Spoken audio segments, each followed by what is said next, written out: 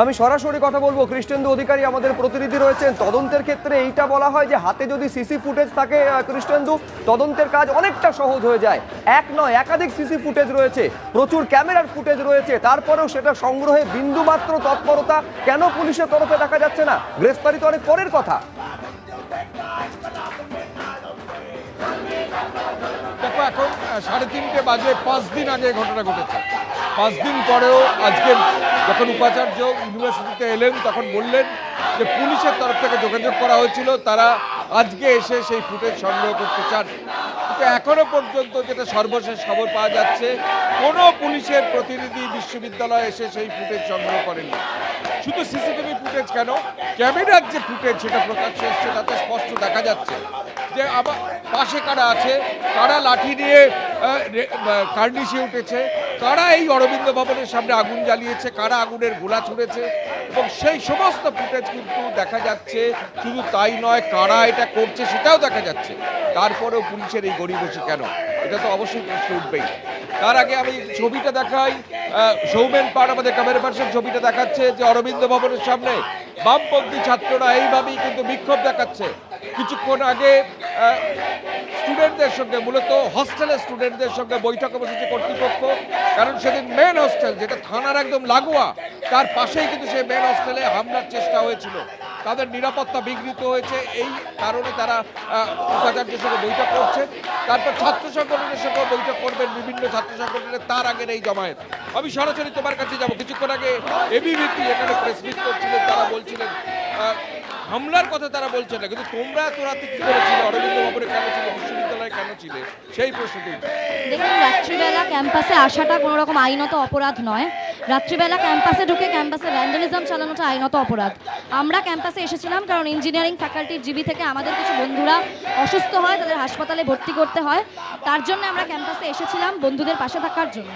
কিন্তু আমরা কেন ক্যাম্পাসে রাত অবধি আসি সেই জবাবদিহি আমরা কখনোই এবিভিপির গুন্ডাদের কাছে করব না, যারা গেরুয়া পতাকা নিয়ে ক্যাম্পাসে ভ্যান্ডালিজম চালায়, ক্যাম্পাসে অগ্নিসংযোগ করে।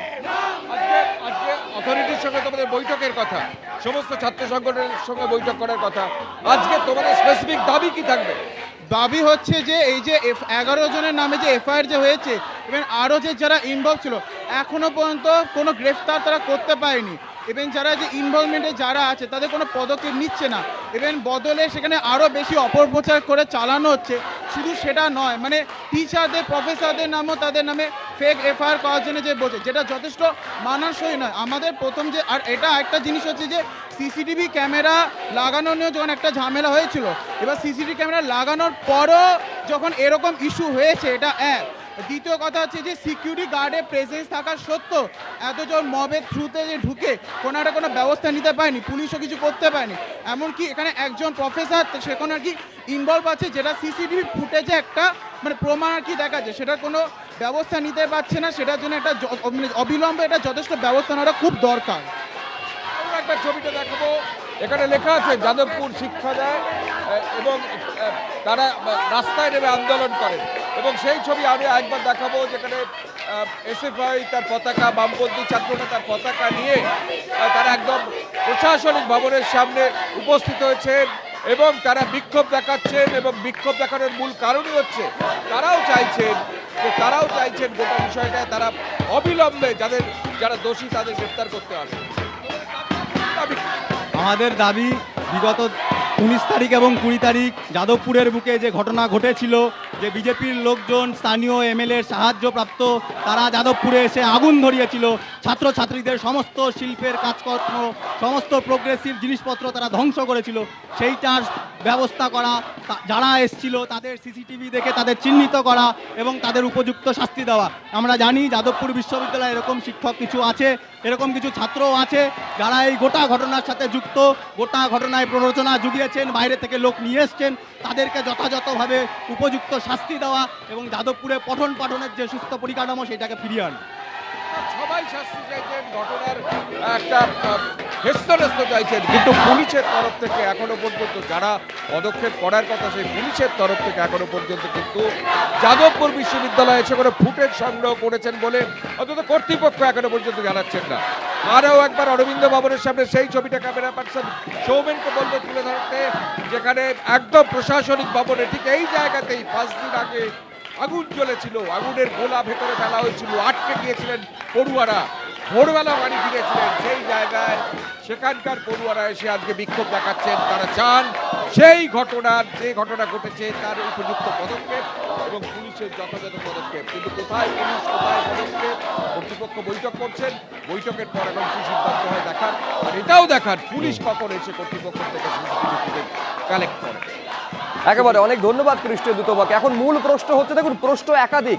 এক হচ্ছে যে 5 দিন পেরোতে চললো, এখনো পর্যন্ত কেন সিসি ফুটেজ সংগ্রহ করার তৎপরতাটুকু পুলিশের মধ্যে দেখা যাচ্ছে না। প্রশ্ন এটাও রয়েছে যে হামলার ঘটনা ঘটে যাওয়ার পর 37 ঘন্টা সময় কেন যাদবপুর বিশ্ববিদ্যালয় কর্তৃপক্ষ নিয়েছেন শুধুমাত্র অভিযোগটা রুজু করার জন্য। আজকে তার ব্যাখ্যা দিতে শোনা গিয়েছে যাদবপুর বিশ্ববিদ্যালয়ের উপাচার্যকে, যেখানে তিনি বলছেন যে ক্যাম্পাসে উপযুক্ত পরিস্থিতি ছিল না, সেই কারণেই এফআইআর করতে দেরি হয়েছে। আর কি বলেছেন দেখুন। আমাদের এফআইআর করতে লেট হওয়ার কারণ আমি বলেছি বুধবার রাতের ঘটনা বা বৃহস্পতিবার ভোর রাতের ঘটনা। কিন্তু বৃহস্পতিবার সারাদিন ক্যাম্পাসে যেরকম কন্ডিশন ছিল, ক্যাম্পাসটা কন্ডিউসিভ ছিল না যে আমরা এখানে মেইন বিল্ডিংয়ে এসে কাজ করব। আমি প্রভিসি বা রেজিস্ট্রার আমরা কেউই কিন্তু সেদিন মেইন বিল্ডিং আসতে পারিনি বিভিন্ন কারণে। তো তার জন্যে এফআইআরটা লঞ্চ করতে দেরি হয়েছে। বৃহস্পতিবার করা উচিত ছিল, বৃহস্পতিবার করা হয়নি, তার বদলে শুক্রবার করা হয়েছে। এবার তারপর শনি রবি আজকে সোম। এবার অ্যাকশনের ব্যাপারটা তো গোটাটাই পুলিশের পক্ষ থেকে। পুলিশ আমাদের কাছে ইয়েও পাঠিয়েছে, আর কি চিঠি পাঠিয়েছে যে আমাদের তরফ থেকে যেসব সাহায্যগুলো করার সেই সাহায্যগুলো আমরা করব। মানে সাহায্য মানে হচ্ছে সমস্ত এভিডেন্স, তারপর হচ্ছে ক্যামেরা ফুটেজ, তো সেগুলো আমরা দেব, সমস্ত হচ্ছে পুলিশকে আমরা জাস্ট হচ্ছে প্রোভাইড করব। কিন্তু প্রশ্ন হচ্ছে যে সহযোগিতাটা তখন হবে যখন প্রশাসন বা পুলিশ আসবেন যাদবপুর বিশ্ববিদ্যালয় ক্যাম্পাসে এবং এই সিসি ফুটেজ সংগ্রহ করার তৎপরতাটুকু দেখা যাবে। সেই সিসি ফুটেজ সংগ্রহ করা হয়নি, ফলে একজনকে জিজ্ঞাসাবাদও করেনি পুলিশ, গ্রেফতারি তো অনেক দূরের কথা। জানিয়ে বিভিন্ন মহল থেকে প্রশ্ন উঠতে শুরু করেছে। প্রশ্ন তুলেছেন প্রদেশ কংগ্রেস সভাপতিও। যাদবপুরের ব্যাপ্তি তাকে নষ্ট করে দেওয়ার এই কারণটা কি? কাদের পাঠাচ্ছেন? বিধায়ক হলেই গিয়ে ওখানে নাক গলাতে হবে? আমি রাজনীতি করি বলে সব জানি। রাজ্যপাল চুপ করে বসে আছেন কেন? আচার্য, তার কাছ থেকে তো কোনো কথা শুনতে পাচ্ছি না। এই রকম ঘটনা যাদবপুরে হয়ে যাচ্ছে। কলেজ বিশ্ববিদ্যালয়গুলো রেগুলার স্টুডেন্টের জায়গা হিসেবেই ছেড়ে দেওয়া দরকার, যারা পড়াশুনো করে। তো যাদবপুরের ভেতরে আরএসএসকে ঢোকাতে চায়, মনুবাদী চিন্তাকে ঢোকাতে চায়, যা জেএনইউতে করেছে। আসল কথা উৎকর্ষতা নষ্ট করতে চায়। তাণ্ডবের 37 ঘন্টা পর অভিযোগ দায়ের হয়েছে। এদিকে যাদবপুর বিশ্ববিদ্যালয়ের যে নিজস্ব অভ্যন্তরীণ তদন্ত, তা নিয়েও বিশ্ববিদ্যালয় কর্তৃপক্ষ হোঁচট খেয়েছে। যাদবপুরের তদন্ত কমিটির চেয়ারম্যান হওয়ার প্রস্তাব প্রত্যাখ্যান করেছেন নেতাজি সুভাষ মুক্ত বিশ্ববিদ্যালয়ের প্রাক্তন উপাচার্য। এ নিয়ে বিশ্ববিদ্যালয়ের ভারপ্রাপ্ত রেজিস্ট্রার এবিপি আনন্দকে কি জানিয়েছেন, আসুন একবার শুনুন। পুলিশের তরফে কোনো যোগাযোগ করা হয়েছে আপনাদের সঙ্গে? হ্যাঁ, যোগাযোগ করা হয়েছে, ওনারা আসবেন এবং আজকেই আসবেন।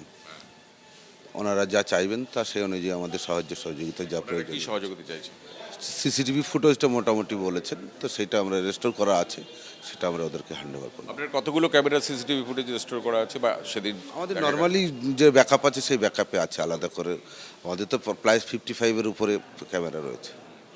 সমস্ত ফুটেজ কি আপনারা রেস্টোর করেছেন? আমাদের এমনি 1 মাস রেস্টোর থাকি, ফলত ওনারা যতটুকু চাইবেন ততটুকু আমরা দেব।